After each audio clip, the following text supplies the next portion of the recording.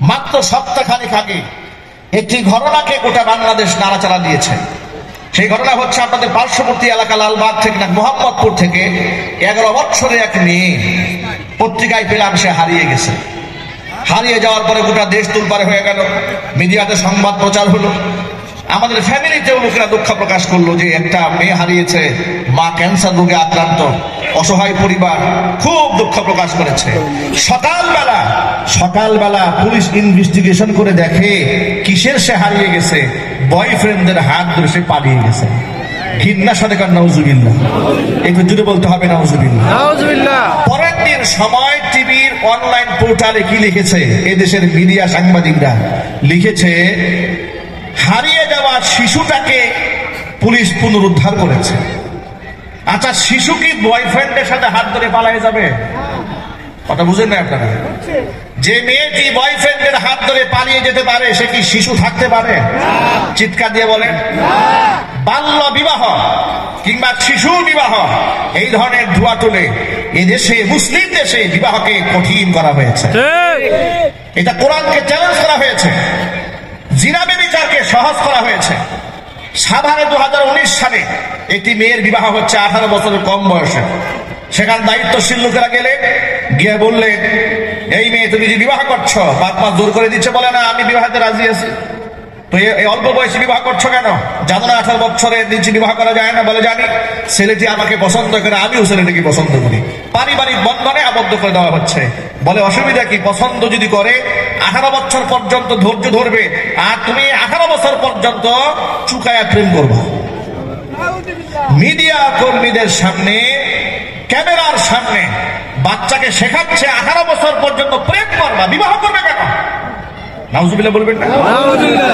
এগুলো বাচ্চাদেরকে যারা শেখায় যে বিবাহ করা যাবে না, প্রেম করা যাবে, আল্লাহর কসম এরা আল্লাহর গোলাম নয়, এরা শয়তানের গোলাম। কথা ঠিক না ঠিক? রাষ্ট্র সংস্কারের কাজ চলছে। সমন্বয়ক এবং রাষ্ট্র পরিচালকদেরকে বলবো, শরিয়াত বিরোধী, রাষ্ট্র বিরোধী কিংবা মানবতা বিরোধী যত আইন আছে এগুলাকে সংশোধন করতে হবে। জিনা ব্যভিচারকে কঠিন বানাতে হবে, বিবাহের আইনকে সহজ করে দিতে হবে। এবার আপনি কোরআন থেকে একটু আয়াতটা মিলাইলেন, আল্লাহ কি বলছেন? সূরা নূরের 32 নম্বর আয়াত আল্লাহ বলছেন, ওয়ানকিহুল আয়ামা মিনকুম ওয়াস-সালিহিনা মিন ইবাদিকুম ওয়া ইমাইকুম। তোমরা তোমাদের অবিবাহিত ছেলে মেয়েদেরকে বিবাহ দিয়ে দাও, তোমাদের অধীনস্থ দাস দাসীদের বিবাহের বন্দোবস্ত করে দাও। বিবাহ করায় দেওয়ার সময় ছেলেদের পয়সা পাতি ইনকাম যদি কমও থাকে, ভয় পাওয়ার কোনো কারণ নাই। যে সমস্ত গার্জিয়ানরা এখানে আছেন মনে মনে ভাবেন আমার ছেলে একটু ভালো করে দাঁড়ায় নিক, প্রতিষ্ঠিত হয়ে নিক, নিজের পায়ে দাঁড়িয়ে নিক, এস্টাবলিশড হয়ে নিক, ক্যারিয়ার ভালো করে গড়ে নিক, বিসিএস ক্যাডার হয়ে নিক, সরকারি চাকরি পেয়ে নিক, আছে না নাই? আছে। আরো জোরে বলে আছে।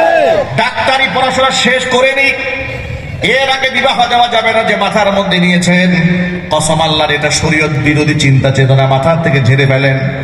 আল্লাহ পাক বলেন, ওর অর্থনৈতিক অবস্থা যদি দুর্বল থেকেও থাকে, ইয়াকুনু ফুকারা, সে যদি দরিদ্র হয়ে থাকে, ইউগনিহিমুল্লাহু মিন ফাদলিহি, অবশ্যই আমি আল্লাহ তাআলা বিবাহ করার পরে তাকে আমি সচ্ছল বানায়া দেব। আল্লাহ কি মিথ্যা কথা বলেন? চিল্লায় বলেন, আল্লাহ মিথ্যা কথা বলে? পৃথিবীর সফল মানুষদের ইতিহাস তালাশ করে দেখেন, পৃথিবীতে যত মানুষ সফল হয়েছে, এস্টাবলিশ হয়েছে, সব বিবাহের পরে হয়েছে। বিবাহের আগে কোটিতে লাখে দু একটা থাকতেও পারে, নাও থাকতে পারে। ঠিক কিনা বলেন? বিবাহ মানুষকে দায়িত্বশীল বানায়, বিবাহ মানুষের ঈমানকে মজবুত করে। আর নিকাহু নিসফুল ঈমান, ঈমানের অর্ধেকটাই বিবাহ। এমনকি বিবাহ মানুষকে আত্মসংযমী করে, দায়িত্বশীল বানায়, তার চোখের হেফাজত করে, লজ্জাস্থানের হেফাজত করে। আজকে আপনাদের সন্তানদেরকে যথাসময়ে বিবাহ না দেওয়ার কারণে আপনাদের ছেলেরা এবং মেয়েরা টিকটকার হয়ে যাচ্ছে। কথা বলে না? টিকটক লাইকি অ্যাকাউন্ট খুলে খুলে যখন নির্লজ্জতা, বেহায়াপনা, অশ্লীলতা ফেলাত করে দিচ্ছে সমাজের মধ্যে, আপনি বাবা হয়ে মারা দিতে পারছেন না, মা হয়ে এদের লাগামকে টেনে ধরতে পারছেন না। এই ক্ষেত্রে আজকে আমার বলতে দ্বিধা নাই, কাপল ব্লগ নামে এক শ্রেণীর লোকেরা দেখতে পাচ্ছি স্বামী এবং স্ত্রী মিলে এক আভ্যন্তরীণ খুনসুটি ভিডিও করে মানুষের সামনে প্রচার করে পয়সা ইনকাম করছে, আবার এর মধ্যে নিজের সফলতা খুঁজে বেড়াচ্ছে। প্রিয় ভাইরা, নিজের বউয়ের সৌন্দর্যতা পাবলিকলি প্রচার করে যারা পয়সা ইনকাম করে, ওদের ইনকাম আর পতিতাদের ইনকামের মধ্যে কোনো পার্থক্য নাই। কথা ঠিক না ঠিক? আর বিবাহটা এত কঠিন করা হয়েছে, কত আইন কত কানুন, বিবাহটাকে সহজ করে দিতে হবে। আল্লাহ নবী সাল্লাল্লাহু আলাইহি সাল্লাম বলেন, ইয়া মাশারাশ শাবাব মান ইসতাতাআ মিনকুমুল বাআতা ফালইয়াতাযাওয়াজ ফাইন্নাহু আগাদ্দু লিল বাসারি ওয়া আহসানু লিল ফারাজি। ও যুব সম্প্রদায়, যাদের সামর্থ্য আছে তোমরা বিবাহ করে নাও, কারণ বিবাহ করলে চোখের হেফাজত হবে, লজ্জাস্থানের হেফাজত হয়ে যাবে। নবী করিম সাল্লাল্লাহু আলাইহি ওয়াসাল্লাম তার মেয়ের জামাতা হযরত আলীকে বলেছেন, ইয়া আলী সালাসুল লা তুআখিরহা, হে আলী তিনটি কাজে কখনো বিলম্ব করবে না। কয়টি কাজে?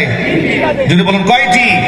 তিনটি কাজে বিলম্ব করা যাবে না। এক নম্বর, আল্লাহর হাবিব বলেন, as-সালাতু ইযা আনাত, নামাজের ওয়াক্ত যখন হয়ে যায় কাল বিলম্ব করা যাবে না। এক নম্বর, নামাজকে কথা ভুলেও বলা যাবে না, কাজটা সেরে নেই এরপরে নামাজ আদায় করি, এ কথা মাথায় আনা যাবে না।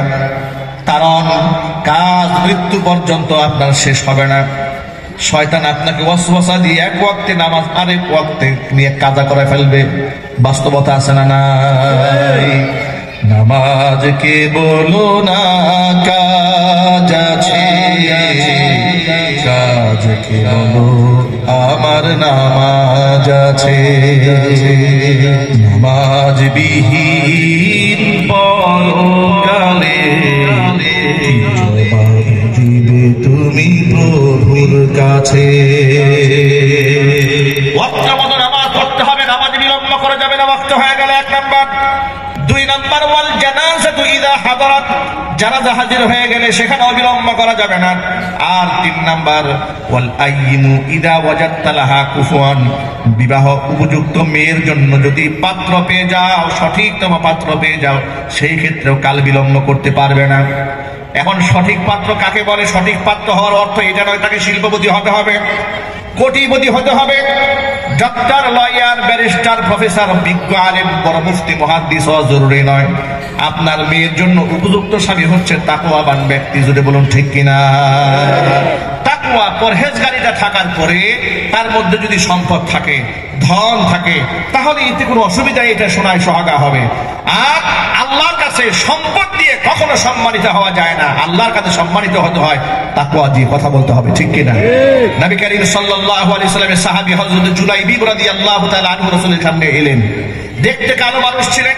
রাসূল পাক সাল্লাল্লাহু আলাইহি ওয়াসাল্লামকে বলেন, হে আল্লাহর রাসূল, আমি যদি মারা যাই আর আল্লাহ পাক যদি আমাকে জান্নাত দেন, তো আমার মতো কালো মানুষকে কি আল্লাহ হুর দেবে? কথা বুঝতে পেরেছেন তো? এর দ্বারা তো বোঝা যায় তিনি কালো হওয়ার কারণে সমাজে অবহেলিত ছিলেন, ঠিক না? তিনি বললেন, হে আল্লাহর নবী, আল্লাহ কি আমাকে হুর দেবেন না? হুজুর মনোভাব বুঝতে পারলেন, জিজ্ঞেস করলেন, হাল্লা তাতাযাওয়াজি ইয়া জুলাইবি, জুলাইবি বিবাহ করো না কেন? জুলাইবি বললেন, আমার মতো কালো মানুষকে কে বিবাহ করবে?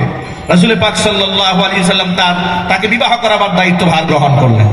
চতুর্দিক থেকে পাত্রী তালাশ করে শুনতে পেলেন একজন আনসারী সাহাবীর ঘরে বিবাহ উপযুক্ত পাত্রী মেয়ে আছে। নবীজি সাল্লাল্লাহু আলাইহি ওয়াসাল্লাম তার কাছে বিবাহের পয়গাম পাঠালেন। তিনি বড্ড খুশি হলেন, মনে করেছেন রাসূল পাক সাল্লাল্লাহু আলাইহি ওয়াসাল্লাম নিজের জন্য পয়গাম দিয়েছেন। রাসূল বললেন, আমার জন্য নয়, আমার সাহাবী জুলাইবিবের জন্য। জুলাইবিবের কথা শুনে তার মনটা ভার হয়ে গেল। তিনি বললেন, হে আল্লাহর নবী, আপনি যদি আমাকে অনুমতি দেন আমি ঘরে গিয়ে একটু পরামর্শ করে আসি। রাসূল বলেন, নিশ্চয়ই, ইসলামে তো মেয়ের প্রাধান্য, মেয়ের মতামত সবার আগে গ্রহণযোগ্য। আল্লাহু আকবার। তিনি ঘরে গেলেন, মনে মনে ভাবলেন এই বিষয়টি নিয়ে মেয়ের সাথে কথা না বলে মেয়ের মার সাথে কথা বলি। মেয়েকে আড়ালে রেখে মেয়ের মার সাথে কথা বললেন। মেয়ের মা সবকিছু শোনার পরে তিনিও কষ্ট পেলেন। মনে মনে ভাবলেন, আমাদের মেয়ে দেখতে এতটা সুন্দরী, আর এমন একটা ছেলে জুলাইবি, তার সাথে আমাদের মেয়েটা যায় না। এর থেকে ভালো আপনি রাসূল পাক সাল্লাল্লাহু আলাইহি ওয়াসাল্লামের কাছে গিয়ে এই বিবাহের পয়গামটা প্রত্যাখ্যান করে দিয়ে আসেন। তিনি পয়গাম প্রত্যাখ্যান করার জন্য ঘর থেকে বের হচ্ছেন, এমন সময় পিছন দিক থেকে মেয়েটি ডাক দিয়েছে, আব্বাজান দাঁড়ান। কোথায় যাচ্ছেন? কার প্রস্তাব প্রত্যাখ্যান করতে যাচ্ছেন? মায়ের সাথে দাঁড়িয়ে এতক্ষণ পর্যন্ত যে কথোপকথন করেছেন দাঁড়িয়ে আমি সব শুনেছি। আপনি কোরআন শরীফ পড়েননি? আল্লাহ তাআলা কোরআন মাজিদে সূরা আহজাবে বলেছেন, وما كان لمؤمن ولا مؤمنة إذا قضى الله ورسوله أمرا أن يكون لهم الخيرة من أمرهم ومن يعص الله ورسوله فقد ضل ضلالا مبينا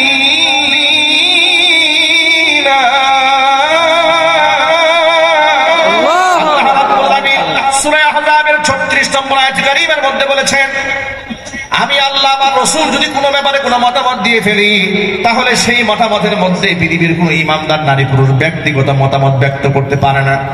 আমি আল্লাহ এবং আমার রাসূলের সিদ্ধান্তকে কেউ যদি প্রত্যাখ্যান করে, স্পষ্ট সে গোমরা হয়ে যায়। ও আব্বা জান, আপনি কার মতামত প্রত্যাখ্যান করতে যাচ্ছেন? আপনি নবীজির মতামতকে অগ্রাহ্য করবেন না।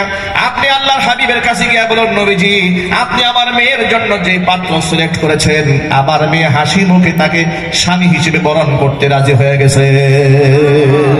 আল্লাহু আকবার বলেন। সুতরাং ইসলামে সম্পদ দিয়ে কোনো ব্যক্তি মূল্যায়িত হয়নি। নবী করিম সাল্লাল্লাহু আলাইহি ওয়াসাল্লাম কালো সাহাবীর ব্যাপারে বলেছেন, জুলাইবি আমি মুহাম্মদ সাল্লাল্লাহু আলাইহি ওয়াসাল্লামের, আমি মুহাম্মদ সাল্লাল্লাহু আলাইহি ওয়াসাল্লাম জুলাইবির। আল্লাহু আকবার বলেন। প্রিয় ভাইরা, প্রিয় বোনেরা, মাইকের আওয়াজ বাহিরে যাচ্ছে। সুতরাং আমরা বিবাহ শাদীর ক্ষেত্রে কোনো কঠোরতা অবলম্বন করব না। দ্বীন, তাকওয়া, ধার্মিকতা, পরহেজগারিতা এগুলাকেই আমরা প্রাধান্য দেব। রাষ্ট্র ব্যবস্থার পরিবর্তন করা হচ্ছে, সংস্কার করা হচ্ছে। সংস্কার শুধুমাত্র অবকাঠামোগত দুই একটি জায়গায় করলে হবে না। যত আইনের মধ্যে ফাঁকফোকর আছে, যত জায়গার মধ্যে শরীয়তকে কঠিন করা হয়েছে, সকল জায়গায় এটাকে সহজ করে দিতে হবে। কথা ঠিক কিনা জুড়ে বলে? আমরা চাই আগামীতে এ রাষ্ট্রে কোরআন সুন্নাহ বিরোধী কোনো আইন না থাকুক, কোরআন সুন্নাহর বিরুদ্ধে কোনো কঠোর আইন না থাকুক। আল্লাহ রাব্বুল আলামিন দ্বীনের পথে চলা, দ্বীনের কথা বলা আল্লাহ পাক আমাদের সকলের জন্য সহজ করে দেন।